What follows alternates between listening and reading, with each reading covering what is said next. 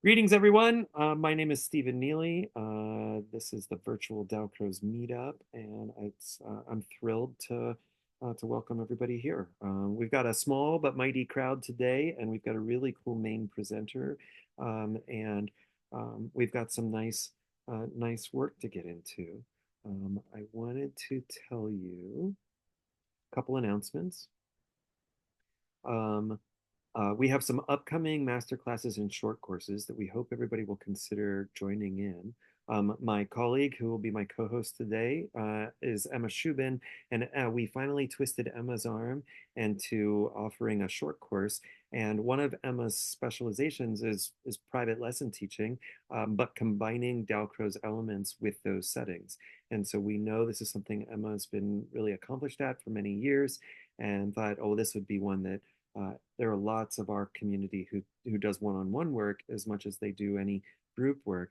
And so how can we get Dalcroze attentions into the one-on-one lesson? She's doing a 3-session short course starting October 6th, which is just coming up within the week. So if you haven't signed up for that, consider it, and I'm sure it'll be worth your time. Then in the middle of October is our next masterclass. That'll be masterclass number 38. We've had 38 master teachers internationally join us at the virtual Dalcroze meetup for master classes to offer, one 75-minute class with another 15 minutes of conversation over the 4 years. We're really proud of that statistic. And the one that's coming up in the middle of October is Sachiko Morinaka, who's from Japan. And it's very possible a lot of the community who has been joining us for the BDM has not met Sachiko before. She's appeared here just in one or two of the meetups to say hi and to contribute a little. But unless you've been taking some classes in Japan, there's a good chance you haven't studied with her. So we're really thrilled to feature her in this way. I know her from Carnegie Mellon many years ago. She did some of her early training with my teacher, Marta Sanchez, and um, and so getting Sachiko here is just really going to be lovely. And then we have two more things still this season. The next short course is with Andrew Davidson, who's from Australia but lives and teaches in the United Kingdom. I think he lives in the London area and teaches in the south of England. He is doing another under our heading of Dalcroze Essentials. So this season we've begun a series of short courses called Dalcroze Essentials, where the idea is these are not intended to be the fanciest, farthest reaching ideas. Instead, they're supposed to be grounded in kind of early or basic pedagogical ideas. So, what are sort of the nuts and bolts of the Dalcroze work? And we've asked a number of people to share that. So, Emma's class with the private lessons is trying to say, here would be some nuts and bolts things that everybody could access in one-on-one. And Andrew is called Thinking, Making, Doing Dalcroze, and his hope is to turn it into a workshop with whoever happens to attend. So whoever comes, he's going to ask them to come and talk a little bit about their teaching situations, and then together the group is going to brainstorm strategies for applying more Dalcrozian principles in whatever that setting is, and it can be as wide ranging as you like. So that's Andrew. And then lastly, we have our one more masterclass this season with Jerison Harper. Jerison is in Singapore. He teaches with the group of teachers that are Australia, Japan, Taiwan, Singapore, like that whole area, South Asia. And he's just another really exciting young teacher who's doing a lot of good work. And so we are thrilled to introduce him to more. So that's a whole bunch of stuff.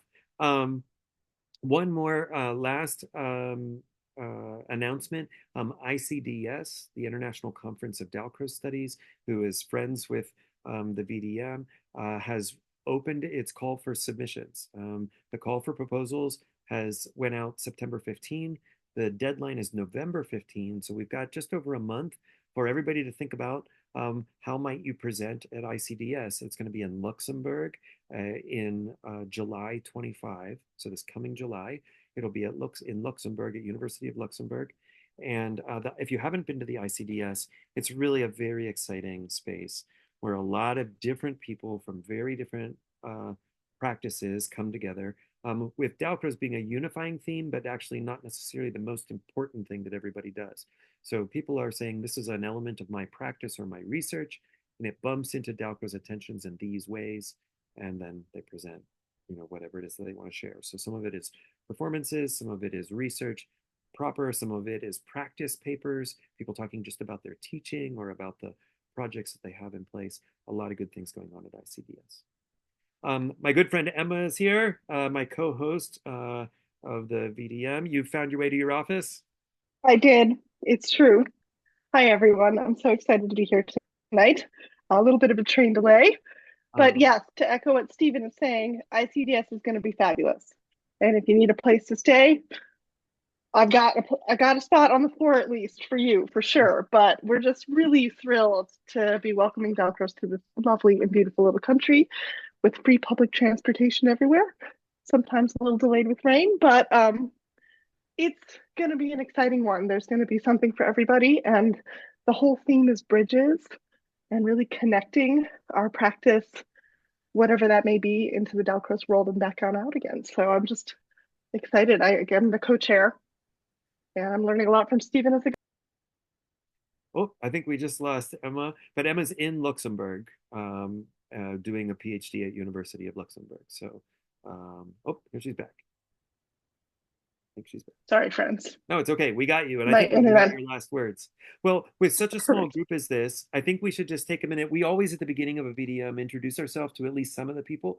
And when the group is as small as this, we don't need to go to breakout rooms. I think we can just quickly introduce. So the basic rule is what's your name? Where are you located? Who do you teach? And so I'm Stephen Neely. I'm in Pittsburgh, Pennsylvania. My main audience are undergraduate music majors at Carnegie Mellon University. I also participate in teacher training and have been a part of the Dalcroze community for a good long time now.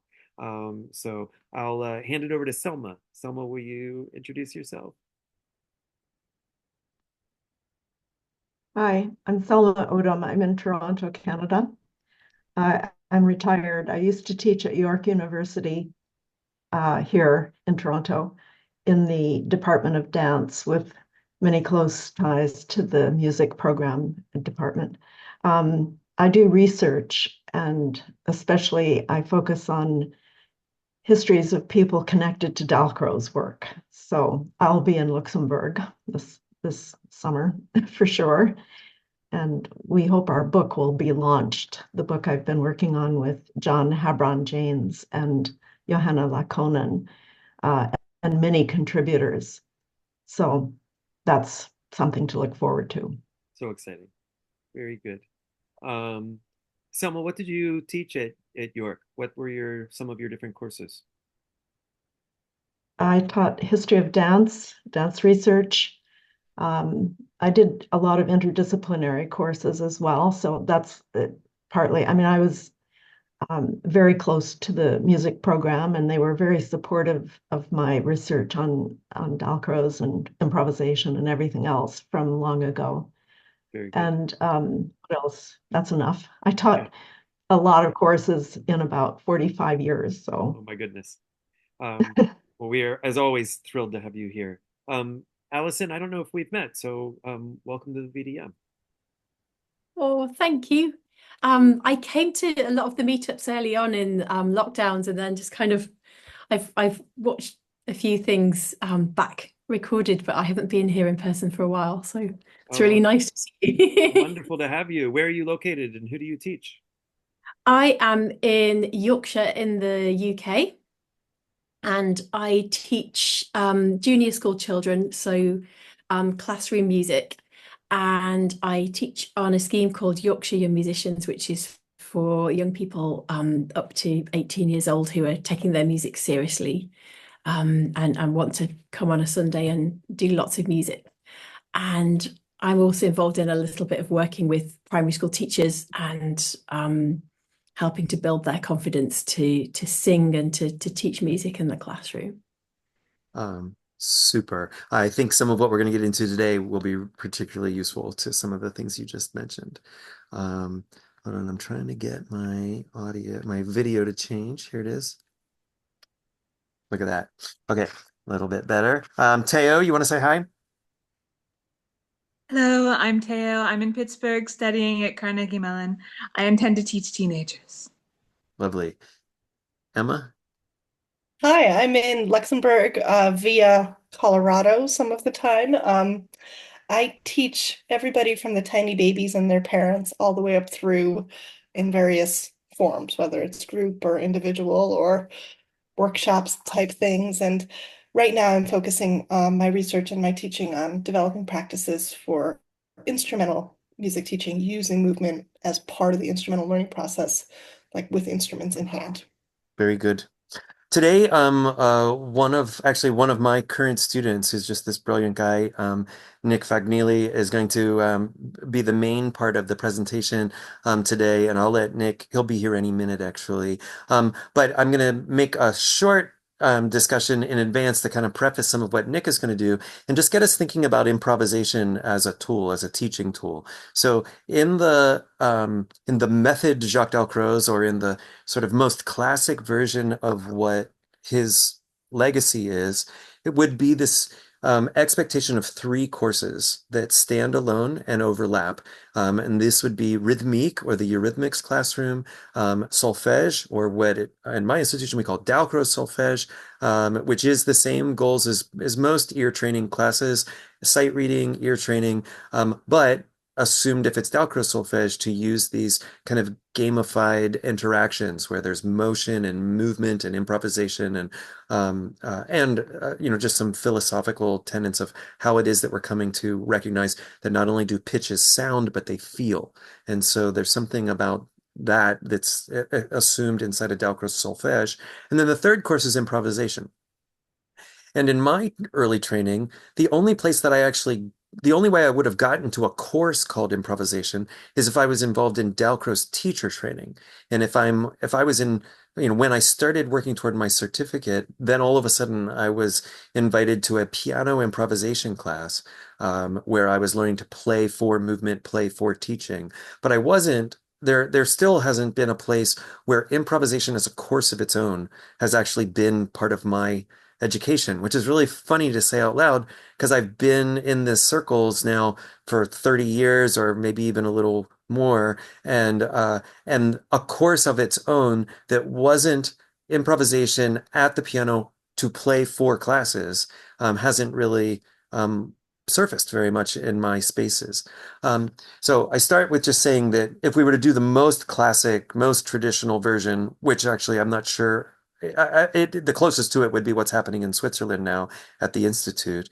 But even that, I'm sure, has changed a fair bit since the earliest. So I was just talking with my pedagogy students today about improvisation and the ways that it appears in my musicianship classes, my rhythmique or eurythmics classes. When I was a student with Marta Sanchez, we certainly improvised motion and we improvised rhythm by like kind of clapping or maybe ba ba ba ba ba or scatting over syllables. And there would have been some places where we improvised rhythm walking, like the different lengths of our steps would be a thing. But we really didn't improvise singing, maybe much at all. I don't really remember singing in her class very much. And um, it took me teaching with her same student body, who's now my student body. It took me teaching at least 5 years before before all of a sudden the singing started to really hold a bigger space in my place, in my teaching. And so now, 25 years after that, or 25 years later, I have a regular series of quizzes that pops up as often as dictation and sight reading, and different kind of movement-based examinations where improvisation is the title of the quiz, and what it means is sing me a song right now while I stare at you, and keep on going until I stop you. And so improvisation as a tool, has worked its way deep into my pedagogy, into the things that I do. And even though Marta didn't do it, and I don't know of that exact quiz being Jacques Dalcroze's quiz, I attribute it to him. There is some place, and maybe Selma will know the reference off the top of her head. I'd have to go look, but there's some place in one of his writings, in one of the main books that have been translated into English, where he's ranting about something or other. And he says, and they couldn't even, or can't even, I can't remember if it was past tense or present tense, can't even compose a simple melody. And I just remember that little hook sticking with me when I was reading it last, which has now been that the time that it stuck with me has been at least 15 years ago, where I was just reading some of his writing and he was talking about his practice, probably, from one of the writings in the 20s or so. And he said something, his students couldn't even compose a simple melody. And when I read that, it occurred to me like, yeah, like, why wouldn't we be able to compose a simple melody? It seems so obvious that we should be able to do that. And then I thought about my 19, 20-year-old students who are all music majors, who all are roughly are all stage performers of one sort or another. And then I thought, you think they could do that? Could they right now, if I just pegged them, could they compose a simple melody right now? And my hunch was, that's probably harder than it sounds. And thus began a whole series of exercises, and now what are like tried and true practices in my classrooms where we sing all the time. Not every minute of every class, but most classes, there's a little bit of singing over whatever the vocabulary of the day is. And now we say things like, oh, well, improvisation is a way to prove mastery over whatever the vocabulary is. Like if you can improvise in that space, then all of a sudden it's accessible to you in a way that just rote learning wouldn't necessarily afford. And we make parallels to language where we say, well, if you've practiced, how do you say, where is the bathroom in Russian? Then maybe you can find a bathroom in Russia. But until you can improvise with the vocabulary that you really can't claim any mastery over it. You don't have to know 500 Russian words to have some amount of mastery over Russian. But whatever you can't really claim mastery until you can be playful in it.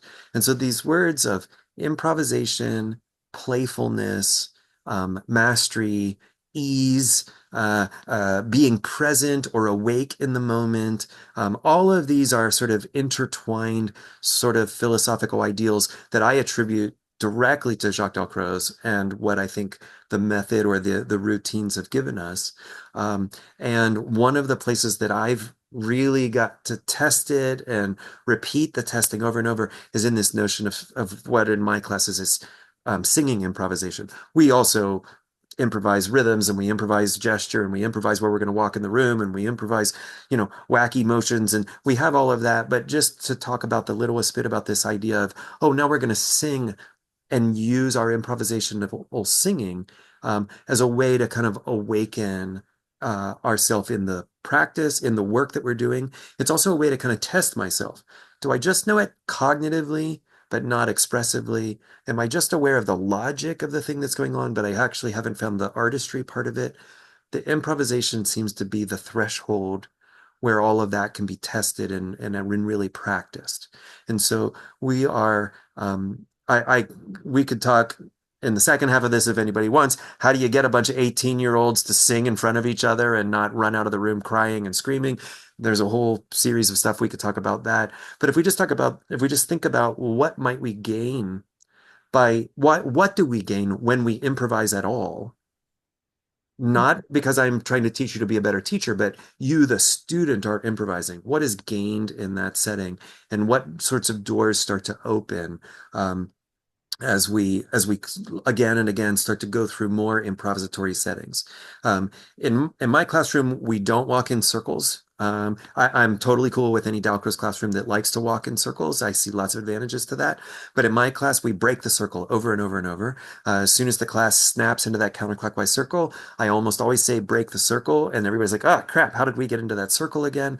And then they're constantly improvising their motion in the room to some other space that needs to be addressed. We're improvising who I'm engaging with. I'm looking at you. I'm not looking at you. I'm improvising the style of my motion. So sometimes there's a range of motions that we're kind of playing around with. I have a stock set that we call Slow-Mo Drag the Toe Spider-Man, which is a silly game that It's not a full game, but it's a silly set of interactions where, oh, the options are you can drag your toe while walking, you can slow-mo, not drag your toe, but just pretend you're in slow motion, or you can do a kind of wildly exaggerated flailing while moving around the room. That's slow-mo drag the toe Spider-Man. And we'll bounce back and forth between those three sometimes. Um, we, of course, improvise rhythms of all different kinds of clapping and what have you. But then it's this singing thing that has been, I think, particularly interesting to me as a kind of a pedagogical move. Um, I regularly will have my students sing little songs for each other that they had to make up right now. And we say, these are horrible songs. There's no masterpieces are being composed right now. Although, if you're careful, you might notice that you stumble into motives and little licks and little bits of things that if you could just grab it, well, that could be the basis of my concerto, or that could be the basis of this whole art song cycle that I'm about to compose later today. And I just stumbled into it in that made up improvisation. So I think that's enough of me ranting about improv just for the moment, although I'll be really excited to, if anybody wants to talk about those ideas a little bit more. I want to introduce my new great friend. I'm really enjoying working with Nick. Nick appeared out of nowhere in my classes this year. He's not. I guess you are required to take 2 semesters of my course. Yeah, but He's I'm studying. definitely doing all four. Nick is studying, getting a master's of music education. He comes from a composition background. He did not do his undergraduate work at Carnegie Mellon, where Dalcroze is required.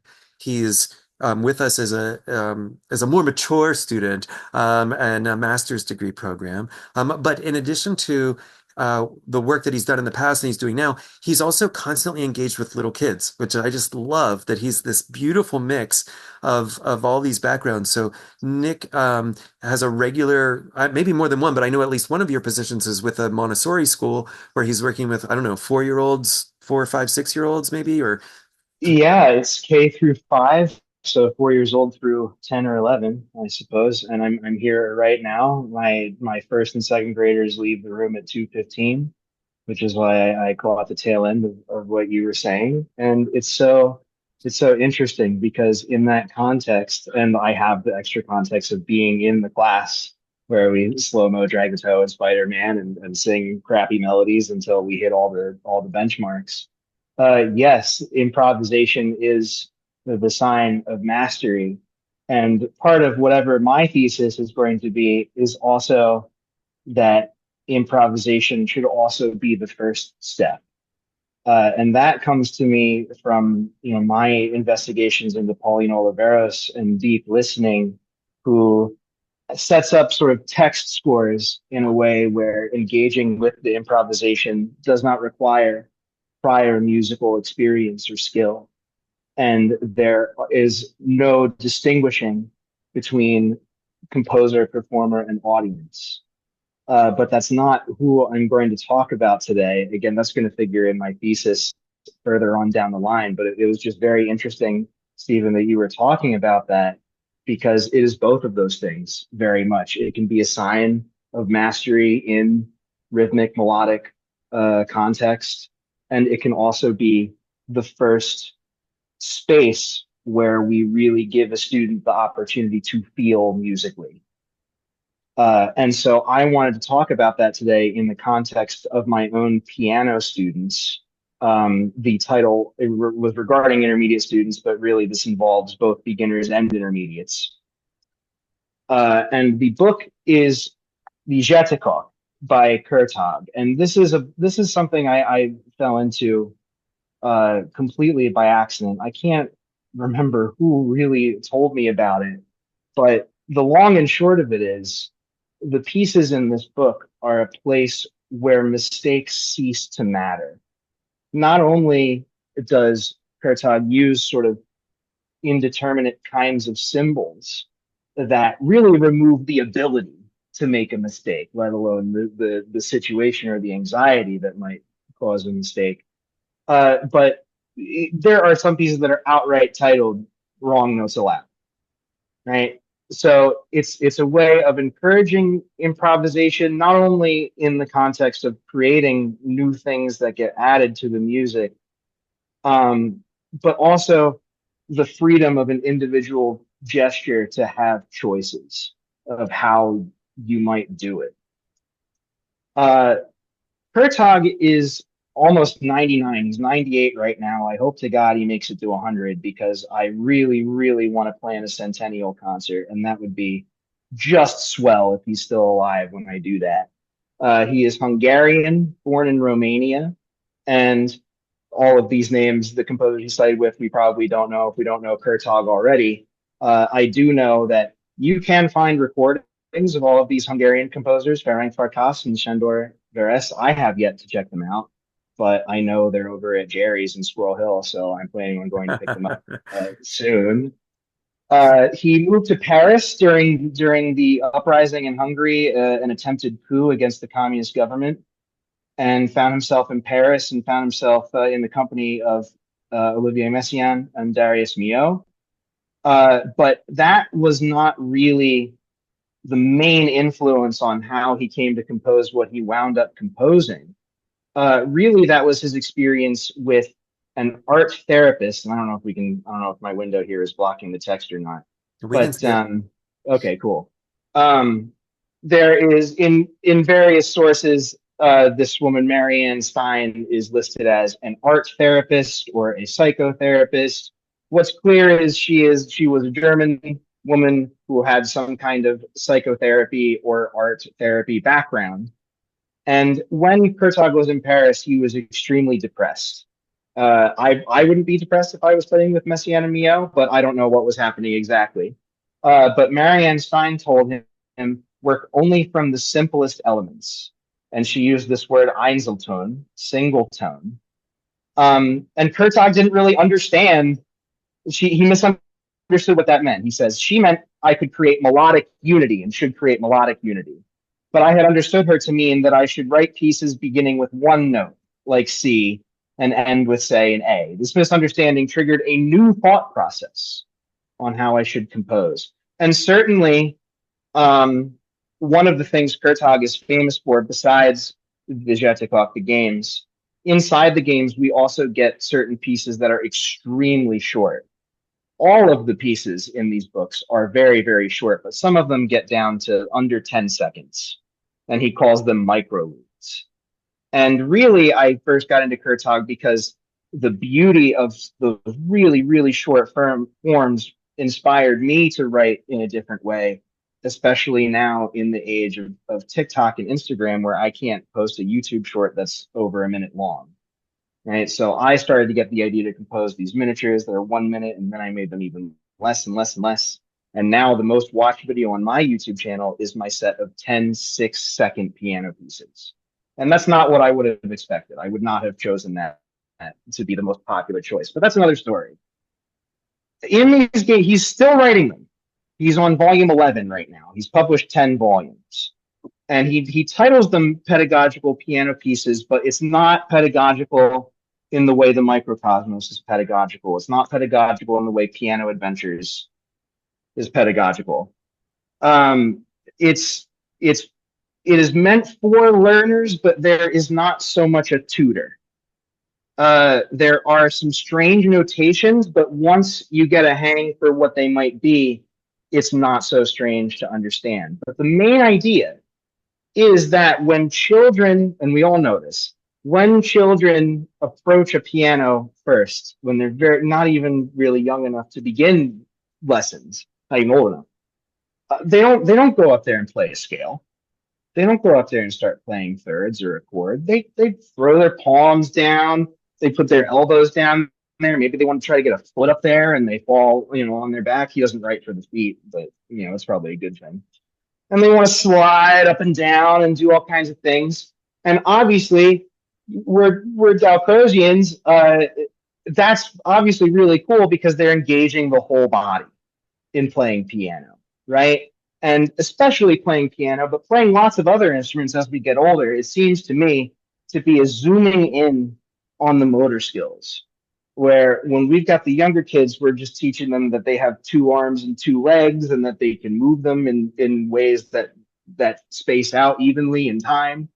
And then as they become, student pianists, student violinists, whatever instrument you like, the motor skills become more and more about the finger work or the air or more and more specific things.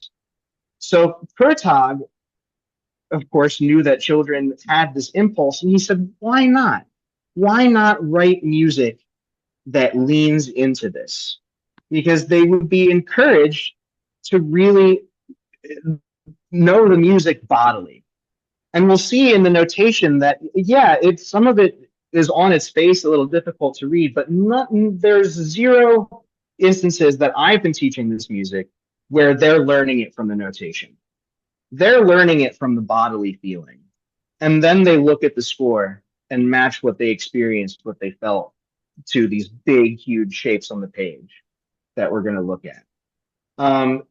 And just to briefly go over some of the things you're going to see, Kurtag has his own special durational system where instead of lots of rests, we get these, it kind of reminds me of isorhythmic notation, right? Prolongations that are made up of these edited fermata symbols. And the advantage of this is that the durations then are no longer in what we might think of as a steady beat, a musical time. If he wants you to take a rest, that rest is going to be a beat of psychological time. That's the way I like to put it. And that's the way I explain it to the students. We're not taking a 1 beat or 2 beats of rest. We're taking a beat in the meta sense. What else? There are instructions for palms flat, either together or apart. There are instructions for fists flat or rotated. The rhombus is with the edge of the fist.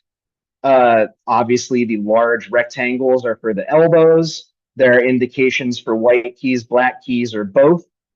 We got this half moon shape for rotating palms, which of course is a core pianistic skill, at least how I'm teaching. I very often teach them that it's really almost never about this, but more about this. Right, so that's really cool that he accounted for that motion in these really, really early pieces. And we even have ones where we rotate the palm this way and go up and down the white keys and the black keys. There are also notations for clusters. These happen less frequently in the pieces I use. And glissando, we all know what a glissando looks like. All of the following examples are from volume 1 of the Jatikok. I have not used anything past volume 1 with my students.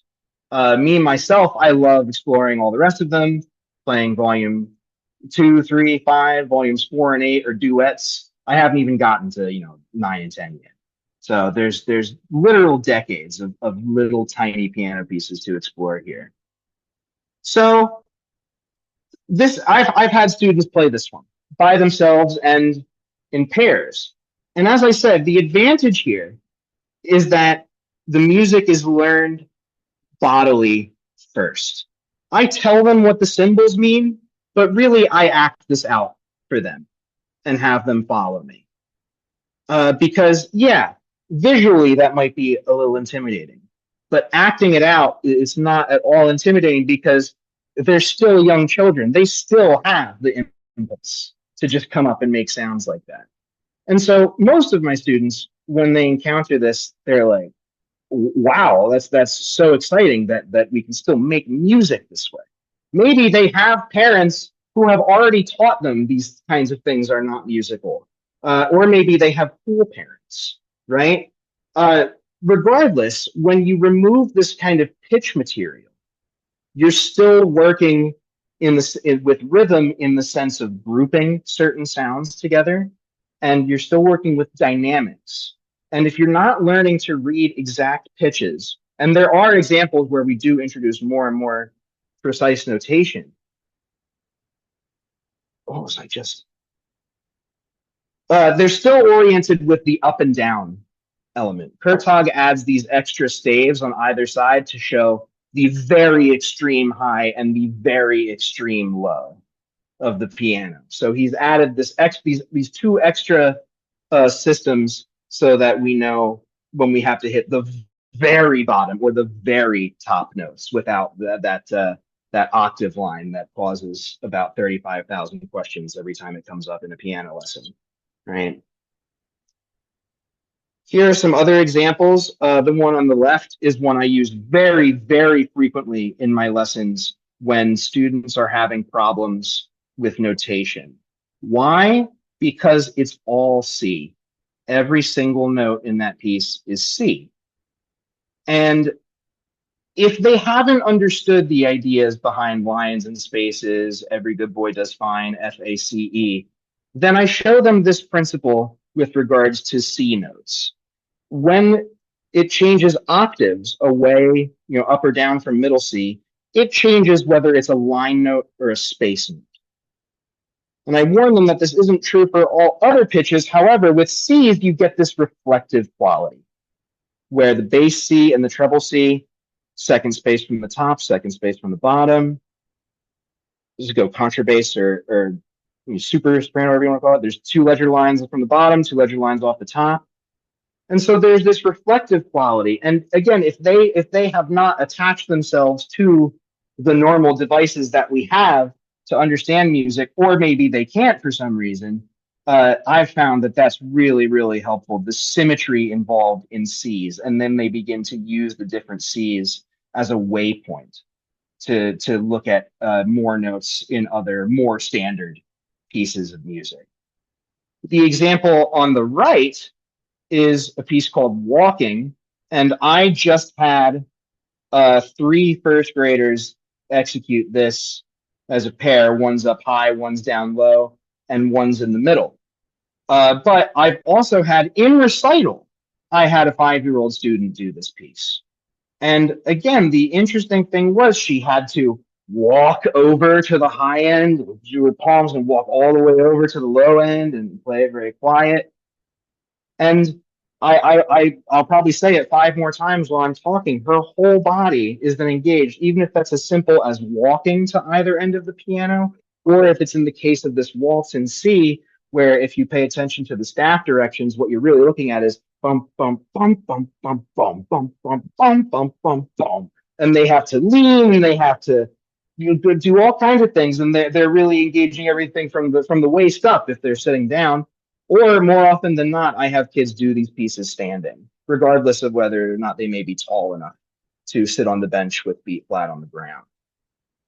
So, if I haven't made clear enough, why should you use this ridiculous music with your students? Like I said, because if there are challenges reading notation, then they're going to understand the giant black circles for the palm. They're going to understand the trapezoids for the fist. But even if they don't, they're not learning it by the notation first. I exclamation mark that, because you're Dalcrozians, I'm sure you understand, they are felt in the body before they experience the notation. Apologies, I have to move to another room here. I will continue speaking. Furthermore, it removes, for me anyway, it removes the anxiety that happens when we're making a mistake. In this example, he says it outright, right? Wrong notes allowed. Boom. So that means, how would you read this? That if you have a flat or a sharp, then it's some black key. And if you don't, then it's a white key. So they are under no obligation to play the pitches that are exactly written on that staff. And I'm not even intellectualizing for them what 16th notes are at this kind of stage. I'm just telling them that they're groups of notes that are played very quickly together. And the orientation of the staves tells me what kind of right arm, left arm patterns are going to be involved, right? So, and again, when we've got, how do you make a mistake? You can't. You simply can't. You're playing with your palms. You're up here. You're down here. You got C, D, and B, right? Especially within the case of an intermediate student, they're so afraid of making a mistake. So what happens when I give them a situation where really no matter what they do, it's not really going to register even as a mistake, because the sound immediately is so outlandish that there's very little like oral idea of what to expect. It's really hard to like sit there and really imagine this in your mind's ear, I think.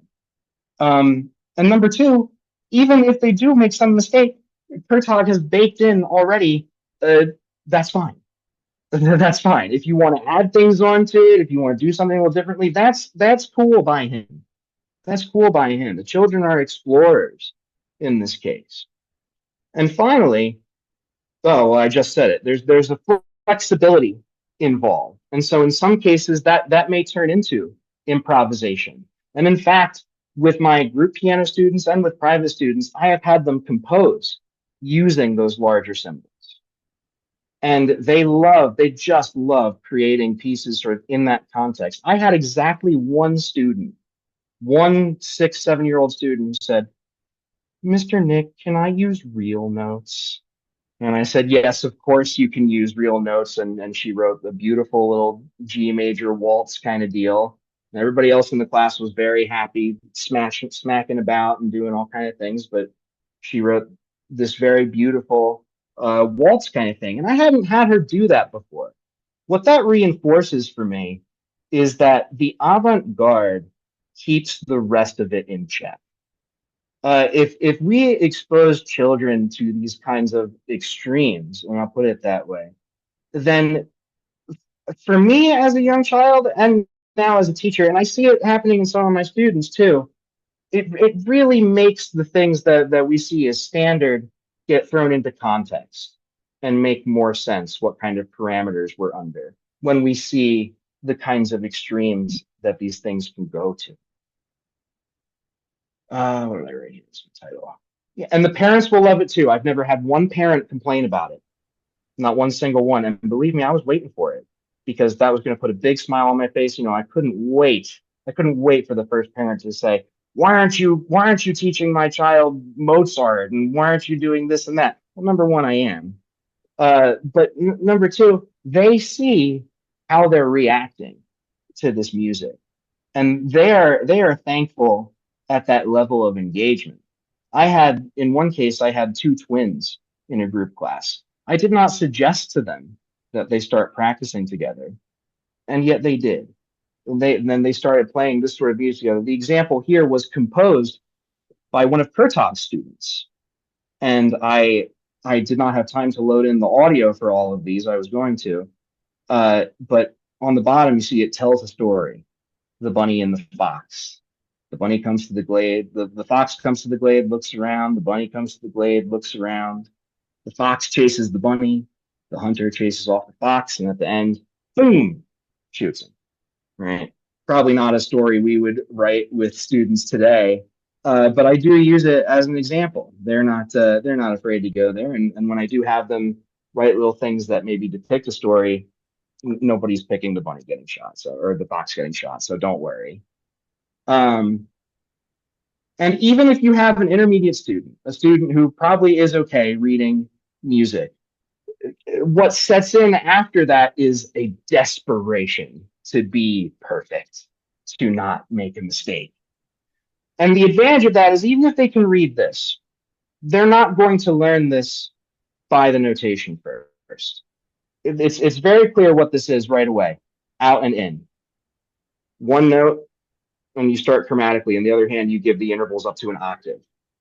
And that even if I have a teenage student doing this one, I'm not going to make them read it down first. I'm not going to make them read it down first. I'm going to make them act it out first. Ba ba ba ba ba ba bum ba ba bum ba ba. The hands go on top of each other. The pattern is extremely clear. And then they can use the notation that they're already skilled a bit at reading, and they can lock that in based on what they've already locked in their motion. So let's see if the video loaded up. I had at one time a video of 3 6-year-old students doing this piece here, which in English is Lost and Found.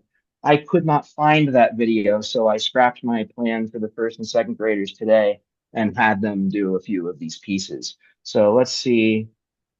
Yeah, okay, so I split this up into a job for 3 students. One student plays the glissandi. The student here needs some adaptive assistance, so he's holding a mallet to do the glissandi up and down on the keys. Another student here comes in and plays these F sharps on the staff. A 3rd student is crouched under the piano and holding down the pedal with one hand, and then we'll reach up with the other hand and play the final four notes. And again, I've done this in recital. I've done this in group classes. It's been a big hit. Here it is. We don't hear your sound, Nick. Oh, no, I was probably going to my headphones. Hang So, on, let me.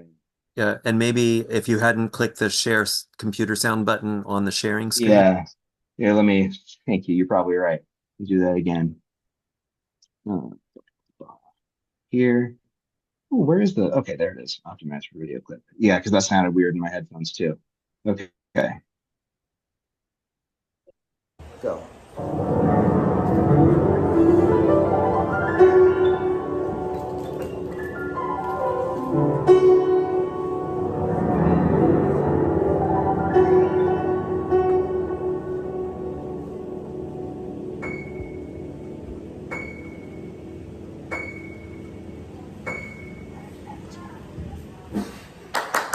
Yay! So that was after about 10 minutes of instructing on the matter. So obviously, if I had had an hour with them or a couple of classes with them, they would have done that no problem. And the third student, who is a very good pianist, would probably have even been able to find the F sharp. When I did it with my group classes, certainly they did. So that is about all I have. I will wrap up just with the summation of, yeah, when you have music like this, you essentially remove the ability to make a mistake. And that's useful for beginners who have no idea what they're looking at when they look at any score, let alone this score. And that's really useful for the intermediate students who have, at this point in their piano development, developed extremely strong negative reactions to the mistakes they make. I started doing this with the intermediate kids because I have one student who every single mistake he made, I watched his body crumple. And he said out loud to me, "I'm so sorry." Dude, who told you to react that way? Let's see what happens when I give you this music where I'm taking your mistakes. You're not going to do it the same way twice. What happens then, my guy? What do you feel? He feels different, that's for sure. This is great. Nick, you're one of our new favorite best friends. So thank you for sharing. We're gonna try to announce this recording a little bit more richly as we send it out, because I think a lot of people would be really interested in this conversation as we're going. I'll just quickly, we only have 10 minutes left now. So I just want to say I love Nick's very first thing he said, which were when I was giving my examples of improvisation as mastery, how it also can be the first introduction. And so, which I'm not sure is the opposite of mastery, but it's allowing a mastery of something else, so it doesn't have to be we only improvise over these things and now you prove how you know those things, but it allows a kind of expressiveness. So being used for one or the other or some combination of the two, I think is really wonderful. And then this idea of there's no wrong notes, or what does it mean to sort of when in my singing improvisations, we talk about honoring our mistakes, or of just keeping going. We're not going to stop and apologize. It doesn't matter. So there's a version of the way that I'm teaching those classes that it's okay that it doesn't come off like a masterpiece. And what we're trying to do is to be in motion as it goes. So with just a couple minutes, anybody have any questions for Nick or thoughts about anything that we've tried to cover here today?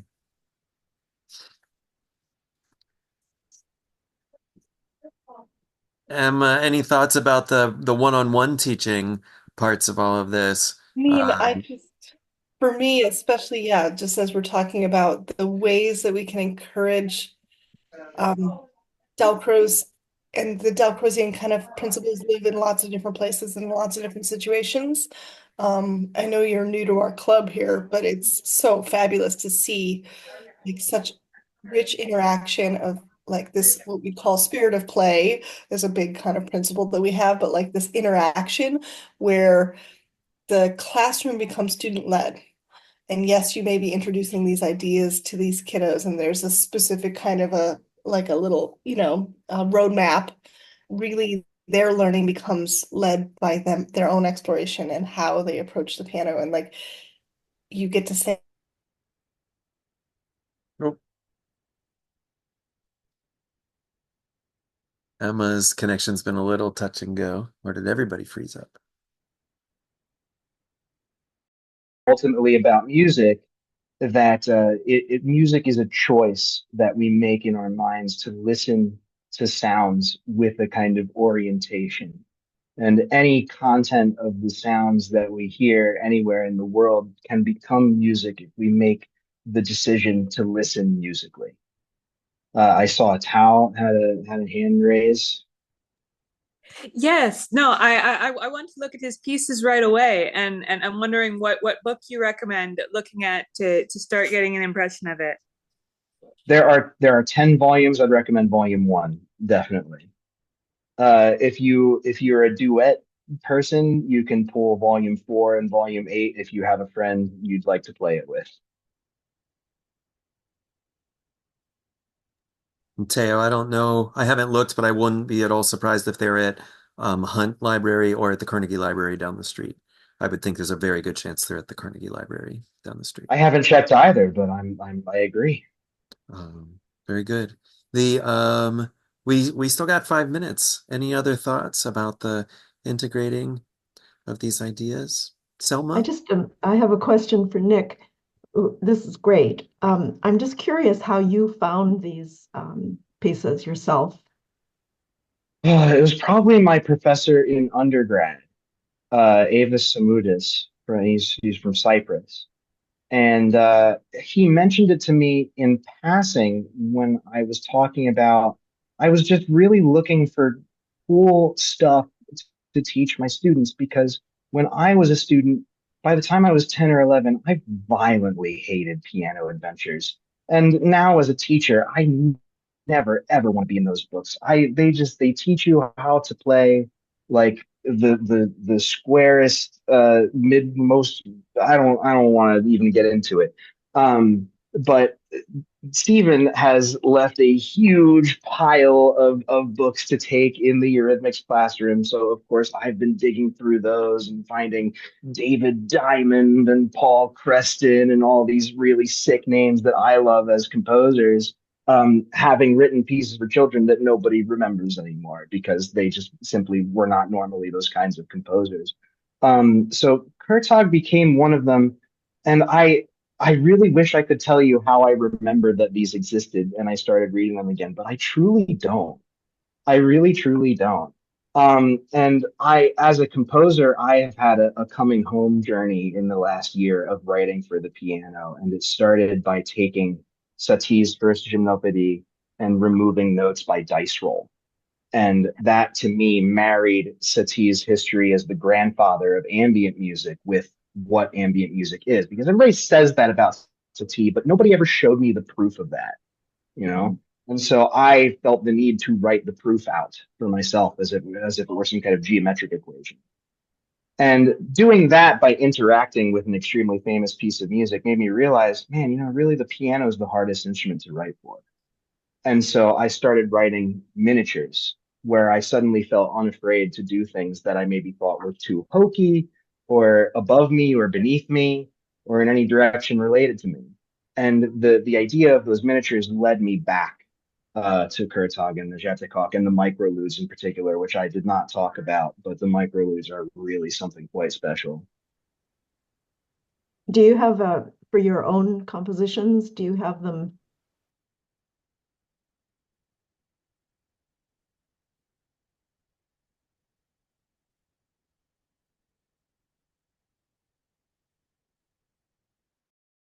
Oops. I put that in a direct instead of the general in a second. Everyone. There we go. Okay. So there's a link to my YouTube channel. You'll find the little notebook. You'll find my miniatures that are called the Doom Scrolls. Some of them are approachable by students. Some are very not. And you'll find other stuff I do there too. I haven't uploaded much because I'm kind of in grad school. But there's a lot on there to look through. And I'll just send you PDFs if you ask me. I'm not selling these until I get them printed up. They're absolutely wonderful inspiration. I'm Thank somebody you. who has a long history of being fascinated by every kind of graphic notation and movement notation because I'm a dance background person. So I worked a lot with improvisational sort of prompts and scripts with movement in my own work. And so anyway, and I already told you last week that I was very interested in Pauline Oliveira. She actually taught at York while I was teaching there. So I had some common. Incredible. Yeah. Incredible. Well, Emma, we're going to have to get Nick and Selma together and they can plan an upcoming meetup to talk about Pauline Oliveros. I think that would be a really lovely one for That us to sounds feature. so like I think we It all would would. be With a little fun. more work on my with a little more work on my thesis, I'll be very ready to bring that in here. I was actually Not yet though. I was on a dissertation committee with a rather well-known for a rather well-known accordionist who was in the PhD program at music at York. And the head of the committee was a composer you might know about, James Tenney. Yeah, James So we had Tenney. a picnic.